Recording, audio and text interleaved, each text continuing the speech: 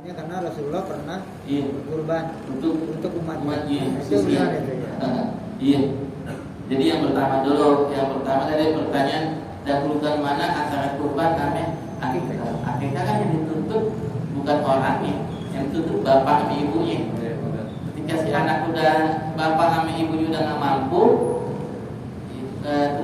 hukum kesunahan udah lalai hilang. Iya, jadi itu akikah nih. Bapaknya memang miskin buat akikah, buat makan yang susah, tuntutan dia nggak ada lagi udah.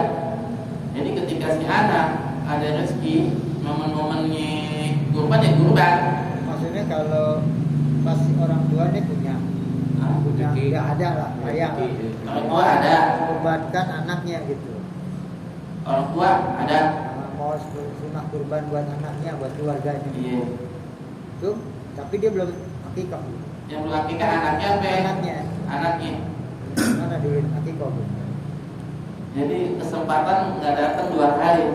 Jadi kalau memang momen-momennya di hari raya Idul Adha, waktunya terbatas, kurban dulu. Karena akikah kapan waktunya boleh? Yang pertama 7 hari, kalau dia nggak mampu 14 hari, kalau dia nggak mampu 21 hari. Itu kan perpanjang waktunya. Kalau kurban kan momen-momennya cuma 4 hari doang. Kesempatan nggak datang 2 kali. Belum tentu kalau besok sampai umurnya. Jadi kalau untuk lebih mana yang didahulukan? Kurban, begitu. Sampai sunnah, akikah hukumnya sunnah, kurban juga hukumnya sunnah. Cuma kan waktunya. Kalau ini kan waktunya udah luasa. Bisa 7 hari, bisa hari ke-14 bisa, hari ke-21 bisa, 41 bisa. Kalau kurban waktunya dibatasi 4 hari, tanggal 10, 11, 12, 13. Nah yang kedua masalah itu yang Sa'ad Jabir ngomong gitu tuh, karena ngambil dari hadis Nabi kurban 2 ekor hibah, 1 untuk dirinya, 1 untuk umat. Itu khususnya. Ini khususnya buat Nabi. Contoh buat Nabi nikah boleh 11, tapi umatnya dibatasi 4. Jadi untuk Nabi ini kurban 1 untuk dirinya, 1 untuk umatnya, nggak mampu, itu khususnya buat Nabi. Jadi kita untuk taklid di situ nggak bisa. Iya, itu khususnya buat Nabi. Ada yang khusus buat Nabi, yang buat Nabi boleh, buat umatnya nggak boleh. Nah kurban tuh yang Nabi kurban 2 ekor, 1 buat pribadinya, 1 buat umatnya, itu khususnya mewakili umatnya nggak mampu. Tapi kita yang ngikutin yang gitu tuh, ya, satu ekor kambing untuk 1 orang, gitu nggak sah yang begitu. Ya itu khususnya buat Nabi. Ya, Nabi lagi junub, boleh lagi masjid etika. Kalau kita lagi junub nggak boleh masjid, dosa khususnya. Ya. Darah kita najis, darah Nabi nggak najis suci. Darah yang kita makan haram, darah Nabi kita minum haram khususnya buat Nabi. Jadi begitu. Kencing kita najis, Nabi kagak. Kencing ini nih najis, kencing Nabi kan ada khususnya buat Nabi. Ya, jadi itu yang Nabi kurban buat 1 buat diri beliau sendiri, 2 buat umat, itu khususnya. Begitu. Jadi yang patokannya ngomong situ. Jadi ulama-ulama ini berpendapat khususnya Imam Syafi'i untuk 1 ekor kambing untuk 1 orang. Seandainya kata untuk 7 orang nggak sah, jatuhnya sedekah. Seandainya kata dia niatin 1 ekor kambing untuk 7 orang, kurbannya nggak jadi, jatuhnya sedekah. Pahala besaran mana ya? Besaran pahala kurban 1 bulu dengan berapa? 1 bulu 1 pahala. 1 kambing berapa bulu tuh? Banyakin gitu, ya. Jadi kemarin udah ditarik tuh pendapat Sa'ad Jabir, dia tarik sendiri. Jadi beliau mendapat bahwa itu khususnya buat Nabi. Jadi untuk 1 ekor kambing untuk 1 orang, nggak sah untuk 7 orang. Nabi begitu karena khususnya buat Nabi, ya. Nabi istrinya 11, sudah 4.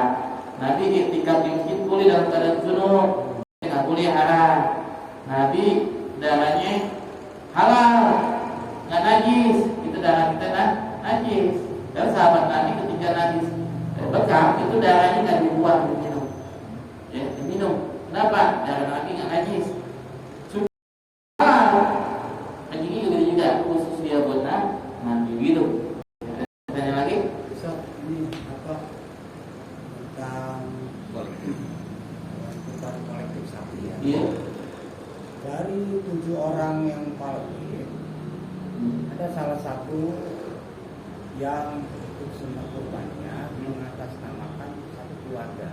Nah, apakah pertanyaan saya nih, apakah kurban kolektif tersebut tetap tapi dengan catatan yang niat untuk satu keluarga itu jatuhnya sodako atau memang itu akhirnya jadi nggak sah semua?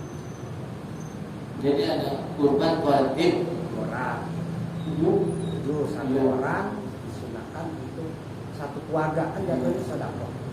Jadi kan ini kolektif nih, patungan, Ya. misalnya 3 juta, tapi dia niatnya untuk 7 orang, Nah ini kan orangnya beda-beda. beda-beda.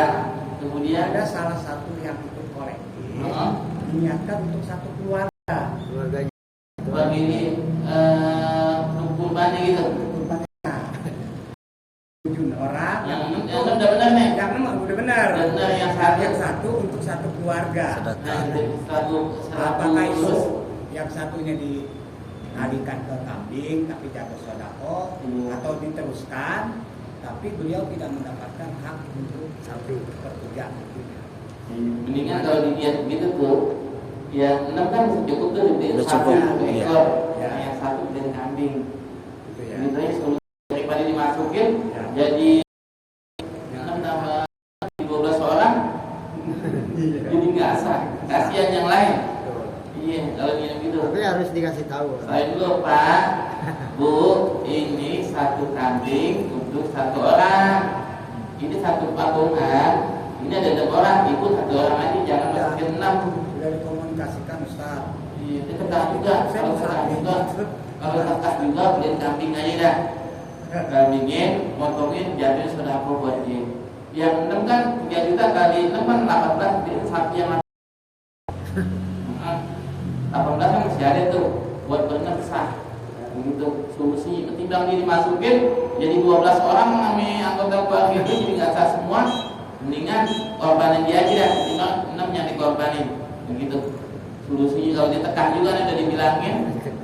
Begitu. Ya, ada yang ditanya lagi nih? Amin. Gimana kalau kurban untuk orang yang meninggal? Nggak sah jawabannya. Ya, ini buat almarhum nih. Ibu nih, saya kurban buat bapak saya, nggak sah. Kenapa? Karena orang yang udah meninggal putus kewajiban ida mata Adam ibu kotor amaluhu. Kalau orang mati putus dia punya amal. Nggak ada tuntutan lagi untuk kurban. Seandainya kata si anak masukin bapaknya kurban, nggak sah. Kecuali semasa hidupnya diwasiatkan kalau dia mati tolong dikorbani. Gitu. Kalau dia masih hidup wasiat, kalau dia mati dikorbani itu sah. Kalau nggak ada wasiat dikorbani nggak sah. Gitu ya.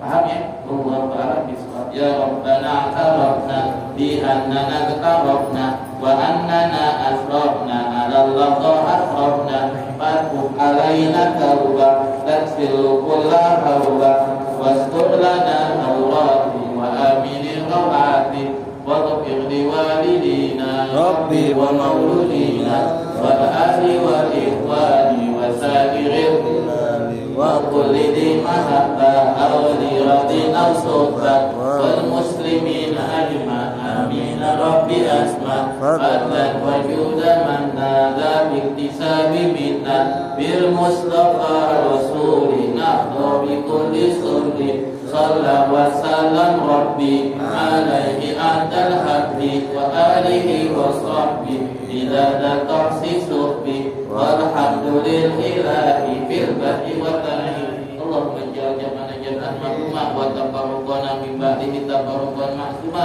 ولا تجعلنا فينا ولا منا ساكيا ولا محروما دعواهم فيها سبحانك اللهم وتحياتهم فيها سلام